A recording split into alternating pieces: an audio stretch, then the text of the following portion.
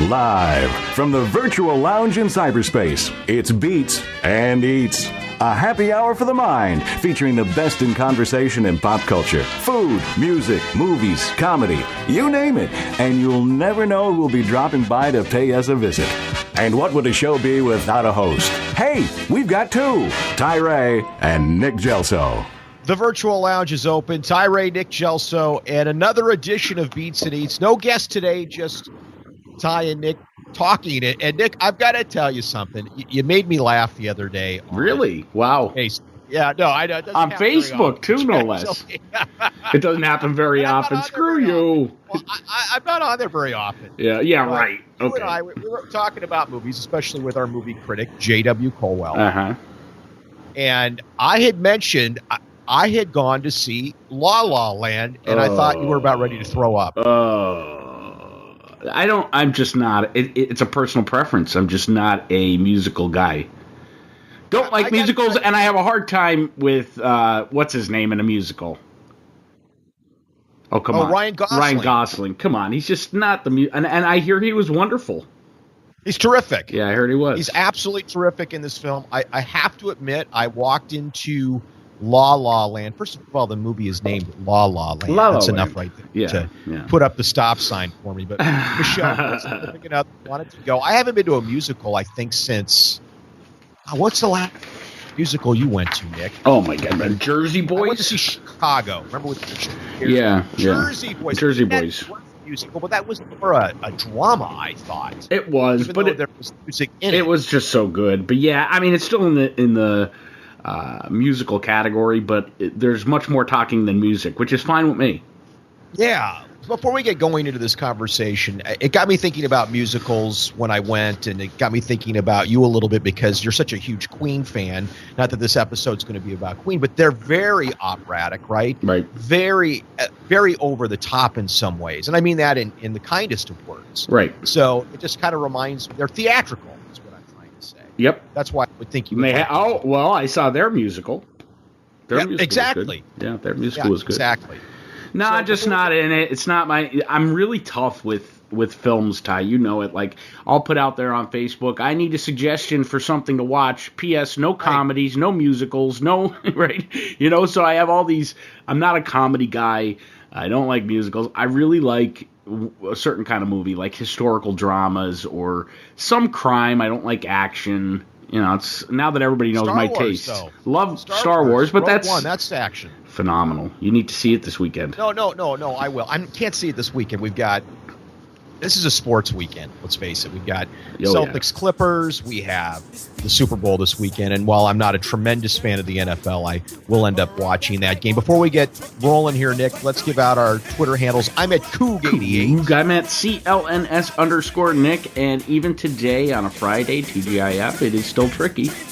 It's at Beats, the letter N Eats, and we always love your interaction with us on Twitter, and we're getting more and more by the day. So, La La Land, Nick, I got to tell you, pretty close to the best movie I've seen all year. Seriously. Really? I really enjoyed it. The production numbers in this film are absolutely stunning. Then I'll have to watch it. The colors I heard. The colors are amazing, and I'm kind of a mid-century Mad Men kind of guy. Mm-hmm. So Ryan Gosling's clothes, I really enjoyed that. I enjoyed the costumes, the singing. Yeah, nobody's going to mistake Ryan Gosling and Emma Stone for great singers, or for that matter, Fred Astaire and Ginger Rogers. But it's good stuff, and I highly recommend you see it. And I just wanted to know why you don't like musicals, because I was really surprised by this, although I had been to previous musicals I enjoyed. But this one really kind of blew me away. Every time I go to Broadway and here in Manhattan, and I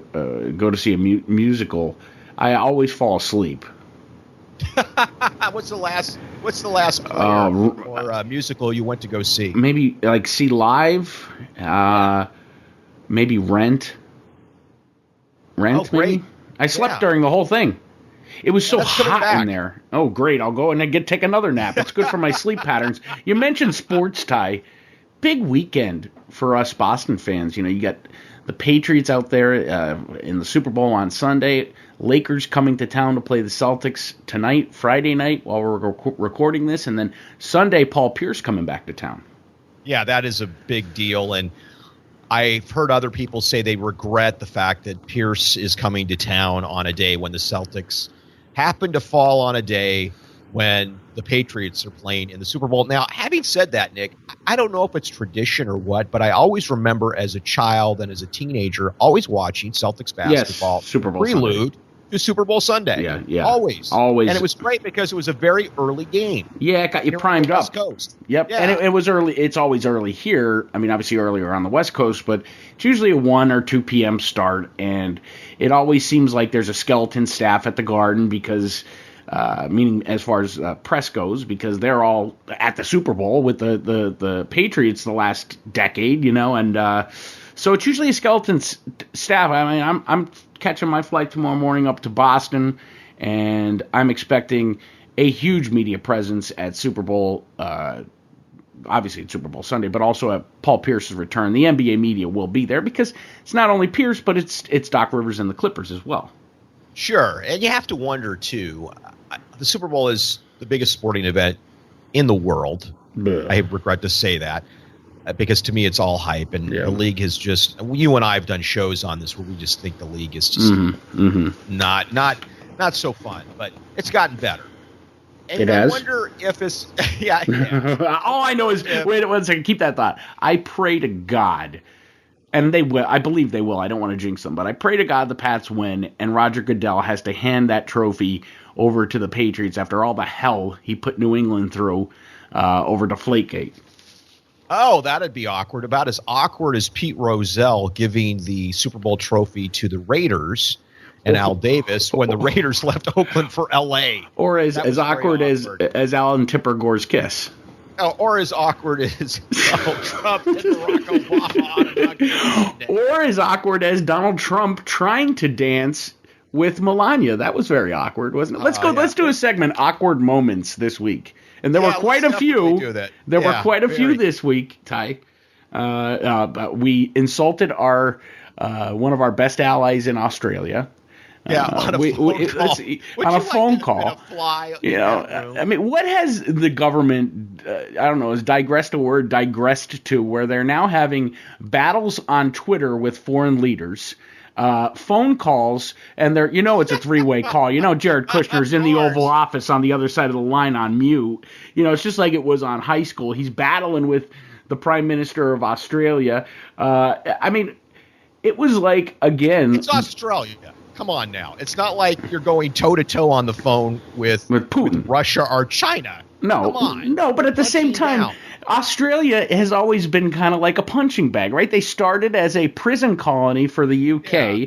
Then the UK sent all their low-lying, lower-tier people there. Now, Australia's become one of our biggest allies, but Absolutely. I wouldn't say that Donald Trump needs to pick on Australia. I mean, I kind of felt bad for Australia in all this. Yeah, actually, the Prime Minister of Australia handled it pretty well. Handled it very well.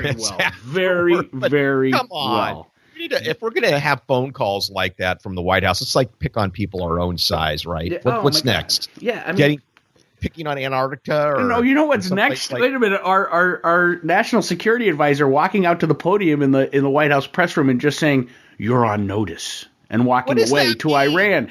I mean, and then it's of course, President Trump likes to, not give away what his plans are, not telegraph them. So why don't you freak out the entire population of the United States and hurt the economy? Please make us all more scared than we are, because I'm on more Xanax than I've ever been before in my life. I go to bed, I wake up, I have heart palpitations because I'm listening to MSNBC all night long. That may be my first mistake. Yes, you need to tune to CNN where the Trump administration isn't allowing a representative to speak on. Oh, but big time boycott. Speaking of boycotts, Ty, Reddit shut down their alt-right group. Bannon must be having a complete heart attack. Do you think Donald Trump is going to pick up the phone and call Mr. Reddit and reenact the alt-right group? Reddit? You have to wonder. It's crazy times. Big news. You want to talk about awkward, though. awkward moments, National Prayer Breakfast, Donald Trump. I don't mean to bash Trump. This is pretty humorous, though. This is great. National Prayer Breakfast. And he Pray for The Apprentice. Schwarzenegger's. I'll tell you what. Apprentice.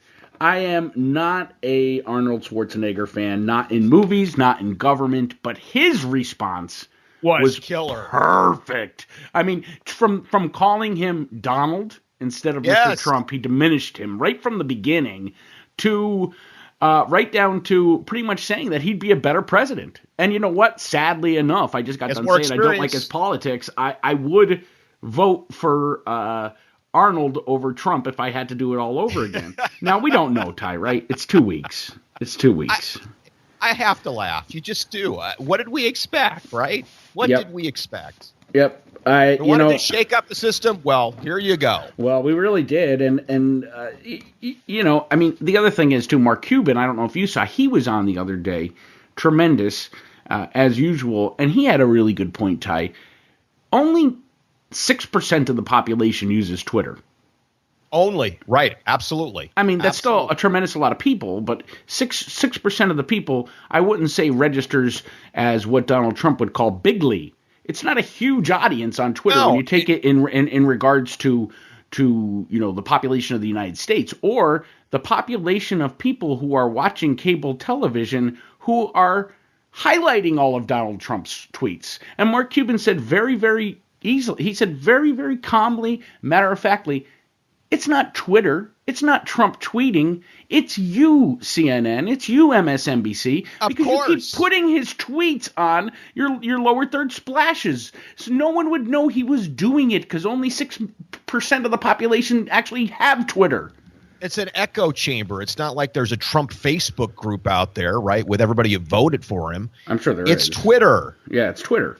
Oh, wait a minute. Did I just give Donald Trump an idea to get a Facebook group? You just talked about what just got shut down, the subreddit, alt-right subreddit on Reddit. That was the group.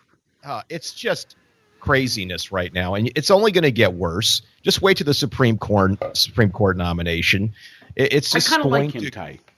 Yeah, I do. I hate his politics. I hate his politics too, but it's an even trade with Scalia. If he's fair, like I think Scalia was in many cases, in some cases he wasn't, but if he's fair, I think that it's, let's put it this way, it's not Steve Bannon. But I'm surprised Steve Bannon wasn't nominated. That's what I'm saying. It's not the guy who owns WikiLeaks. You know, I mean, so we actually picked somebody that... Julian Assange. I think he would get arrested if he came into the country. He would. No, they'd have to do it via satellite to wherever he is, somewhere in the Ukraine or Russia. But wherever he is. Yeah, Ty, let's take a moment. Now that we've just completely trashed today's politics, let's talk about something that tastes good. It makes you feel good. Makes me feel good. Actually puts me at ease after watching network news or cable news. It's Blue Apron, Nick. It is the greatest thing ever, and I should know because that's all I'm eating right now. It is the freshest meal. Oh my goodness! All I do is every time I seem to talk to you, you're now to the listener, to our newer listeners, those who have been listening for 4 years. You all know KYRIE is not the chef, not a cook in this broadcast duo. Well, all I've been hearing about are entree names that, quite frankly, I would have been serving in my fine dining restaurant back when I was a restaurateur in my 20s, because you are creating this intricate stuff like chicken stir fry, cashew chicken stir fry, tango mandarin oranges, and jasmine rice. I mean, you're serving African cuisine at your house there in Tacoma. I know, it's great. So there I'm making the peanut sauce, Nick. I'm making the peanut sauce. I think that's great. A Blue Apron didn't send it to you as a knick-knack? Well, no, of course they did, but I'm making it. That's my point. The meals are inexpensive. They're fresh. They're delivered to your door. What more can you want? Blue Apron, you got to try it, Nick. Yeah, cooking together creates great family bonds. You can hear that by KYRIE and his wonderful lady, Michelle, cooking together. And believe me when I tell you, in the past, that used to cause great arguments in the KYRIE household. And now it's a great family bond. And research continues to show that Blue Apron families cook more together, 3 times more together, Ty. That's you and Michelle. Lots of fun out there. And I'll be honest with you, you're seeing Blue Apron advertising everywhere. And I've got to be straightforward. This podcast and all the podcasts on CLNS Radio are supported by our sponsors. So if you've been at all curious about Blue Apron, please give it a shot and don't take a risk. Use our promo code.